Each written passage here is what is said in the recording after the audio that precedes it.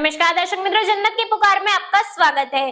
दिल्ली कांग्रेस के अध्यक्ष चौ अनिल कुमार के नेतृत्व में कांग्रेस का प्रतिनिधि मंडल ने दिल्ली के उपराज्यपाल से राजनिवास में मिलकर एक ज्ञापन सौंपा।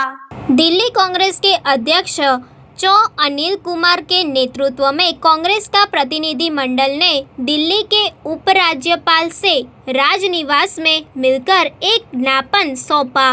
प्रतिनिधि मंडल में प्रदेश अध्यक्ष चौ अनिल कुमार के साथ उत्तराखंड प्रदेश प्रभारी एवं पूर्व विधायक देवेंद्र यादव, कम्युनिकेशन विभाग के चेयरमैन एवं पूर्व विधायक अनिल भारद्वाज एवं पूर्व विधायक विजय लोचव मुख्य रूप से शामिल थे।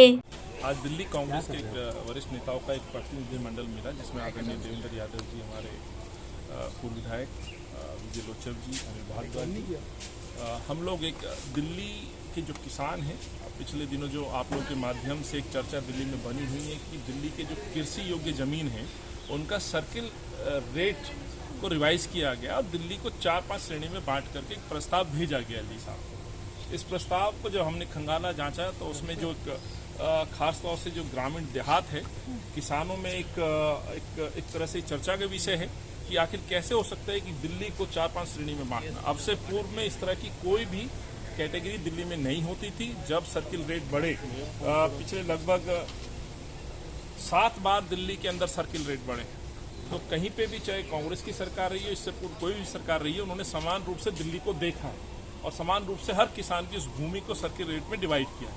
लेकिन इस बार अरविंद ने एक तानाशाही रवैये के तहत, जिस तरह से आपने देखा शराब नीति पे बातें बहुत की गई और उठा करके एक पॉलिसी बना दी गई, वैसे ही अभी भी हो रहा है। ये उठा करके इन्होंने कृषि योग्य भूमि के सर्किल रेट अपने मन मुताबिक बांट दिए गए। तो इसका हम एक ज्ञापन लेकर के आए थे। हमने आज ये भी कहा है एलजी साहब को, इसमें कहीं ना कहीं भ्रष्टाचार की बड़ी बू आ रही है और सवाल इस बात पर खड़े हो रहे हैं कि आखिर अरविंद केजरीवाल ये किस तरह से इन दरों को बढ़ाना चाहते हैं, उसका पैमाना क्या है, क्या फीडबैक लिया, नथिंग। हमारे पास सूचना ये है, यमुना बैठ के अंदर कई सिटिंग इनके जनप्रतिनिधियों ने जमीन खरीदी हुई है। कहीं उनको सरकारी योजनाओं के तहत फायदा पहुंचाना तो मकसद नहीं है, नंबर 1। और दूसरा, इस शहर को जिस तरह से केंद्र सरकार नफरत में बांट रही है, वैसे किसानों के बीच में बांटने की एक प्रक्रिया है, जो मुझे लगता है कि ये लोगों के अंदर एक संदेश इस तरह का जाएगा जो दिल्ली के लिए हित में ठीक नहीं है। इसी के लिए हमने आज एलजी साहब से मुलाकात की, अपना पक्ष रखा। हमने इसमें एक जांच की मांग रखी है कि इस पूरे सर्किल रेट के पीछे कहीं गहरी साजिश तो नहीं है। क्या चंद लोगों को फायदा ना पहुंचाने के लिए यमुना बैठ के अंदर, क्या उनको फायदा पहुंचाने की तो एक साजिश नहीं है। और दूसरा, यदि आप बढ़ाना ही चाहते हैं, आपकी नीयत बिल्कुल साफ है, तो पूरी दिल्ली के किसानों को समान रूप से लगभग हमने जो मांग रखी है 6 करोड़ रुपए प्रति एकड़ का कम से कम सर्किल रेट तय किया जाए और सरकार अधिकरण करे तो उनका मुआवजा उसके तहत उनको दिया जाए।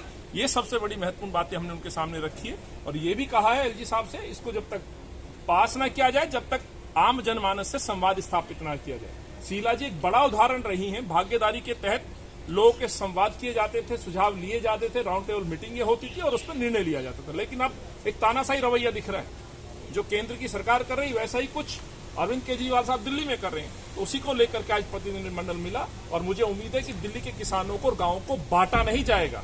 और मुझे ये पूर्ण रूप से खुशी होती कि एलजी साहब ने हमारी बात को सुना। उन्होंने ये भी कहा कि उनके पास बहुत सारी इस तरह की जानकारियां हैं जिसमें शायद भ्रष्टाचार की कहीं ना कहीं अंदेश है। तो बेसिकली आप लोग अरविंद केजरीवाल सरकार की शिकायत करने आए थे। एक तरफ सर इंडिया अलायंस बहुत मजबूती से 24 की तैयारी कर रहा है, आप लोग लगातार अरविंद केजरीवाल पर आरोप लगा रहे हैं, किस तरह से अलायंस काम करेगा राष्ट्रीय स्तर पर, दिल्ली की भी बात? देखिए, मैं एक तो आपको दुरुस्त कर दूं, मैं पिछले 3.5 साल से, तो मैं जब से अध्यक्ष बना हूं, मैं और उससे पूर्व कांग्रेस के जितने बड़े हमारे चाहे पूर्व अध्यक्ष रहे हैं, उन्होंने इस सरकार की जो वादा खिलाफी है उसके खिलाफ आवाज उठाते रहे हैं, अरविंद के भ्रष्टाचार पे सवाल पूछते रहे हैं, आंदोलन करते रहे हैं।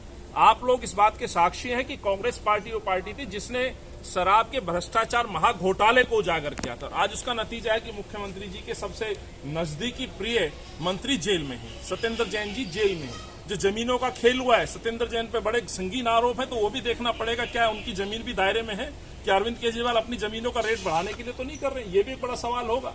तो आपने जो बात कही है, मैं स्पष्ट कर दूं, पूरी तरह से दिल्ली की जनता के लिए कांग्रेस पार्टी खड़ी है। कहीं समझौता नहीं होगा। 15 साल इस शहर को कांग्रेस ने और शीला जी ने बनाया। उन दिल्ली वासियों के अधिकारों में यदि कटौती होगी तो हम सवाल पूछेंगे। हमारी प्राथमिकता दिल्ली शहर है, दिल्ली का जो व्यक्ति है उसके रोजगार की, सुरक्षा की, महिला सुरक्षा की, दिल्ली के सद्भाव, मोहब्बत, प्यार की, दंगा रहित दिल्ली की जो हमने खूबसूरती देखी है, दिल्ली को विश्व में जो पहचान थी, उसको कायम करने के लिए अरविंद से लगातार प्रश्न पूछ रहे हैं, पूछते रहेंगे। ये हमारा विपक्ष का एक जिम्मेवार विपक्षी जिम्मेवारी बनती है, उसको हम पूरी तरह से निभाएंगे। ठीक, ओके। अगर आपने हमारा अभी तक चैनल सब्सक्राइब नहीं किया है तो कृपया चैनल सब्सक्राइब कर लें, लाइक करें, शेयर करें, कमेंट करें। तो मिलते हैं फिर किसी और खबरों के साथ।